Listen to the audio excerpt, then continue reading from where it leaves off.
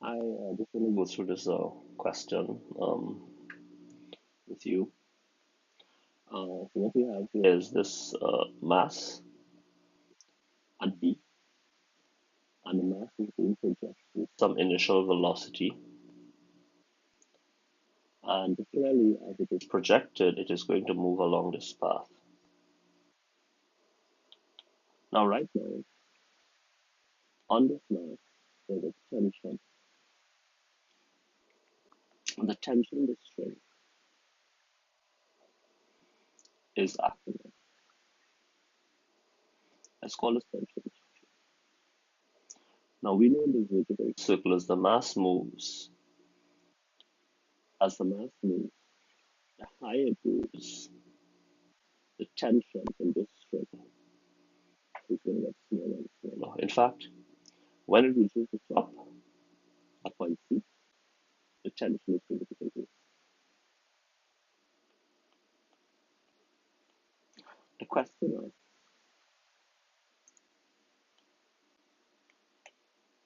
show that the string is just taut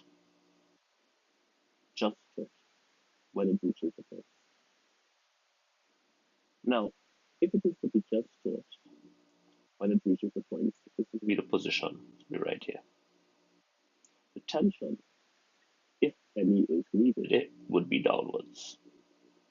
And the equation we make for this tension, the general equation for this tension is T1 is equal to mc squared for R minus mg. And I submit that if it is to be just taut, that this T1 would be equal to 0. That's a just taut. Because you cannot have a lower tension than 0. So 0 is the minimum tension can actually exist on the string. Anytime the weight was more than the centripetal force, it will fall in. So basically, the tension is being reduced to 0. And if that is the case, then we can write that T1, which we said is equal to m squared over r minus mg, would be equal to 0. So r is the radius of the circle. In this case, r is really L. So therefore, if we were to use this equation and simplify it, we would get that mv squared over L will in fact be equal to mg when you move this across the equal sign. M will cancel out. We can transpose and make v the subject. So v squared would be equal to gl, which means that v, the velocity at the top, that's just still just taut, would be the root of gl. So that is the proof of part E, that to show that the velocity at the top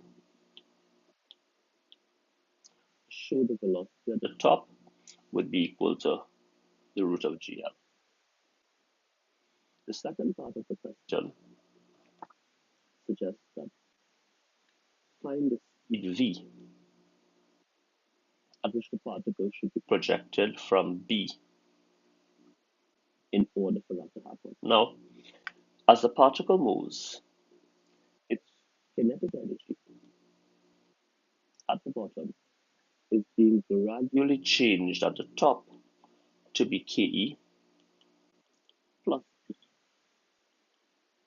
Because as it moves, the particle is going to change its height by that distance, and that distance is really 2L. So if you were to write the energy equation, the kinetic energy at the bottom, I call that Ke 2. This is part B of part A. The kinetic energy at the bottom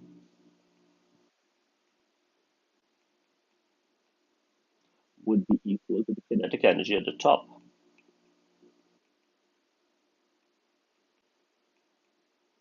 plus the potential energy at the top. Again, because energy is neither created nor destroyed, whatever kinetic energy it has at the bottom, it will be converted to energy, same constant energy.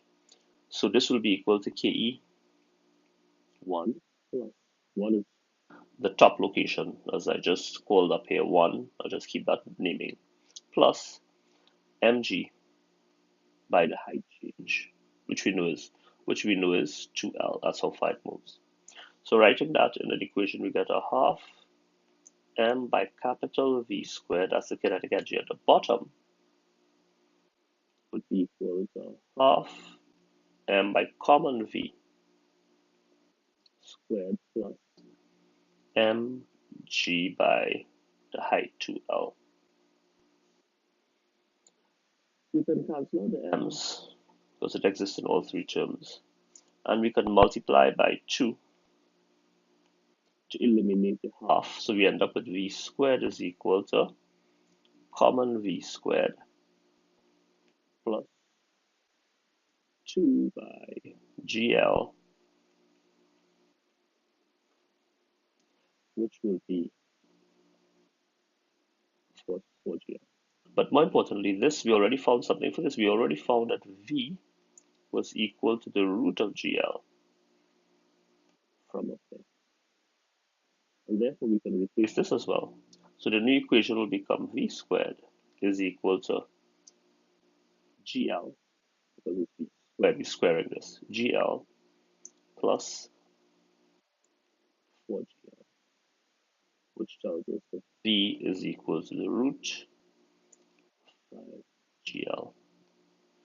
And that's the answer for part B.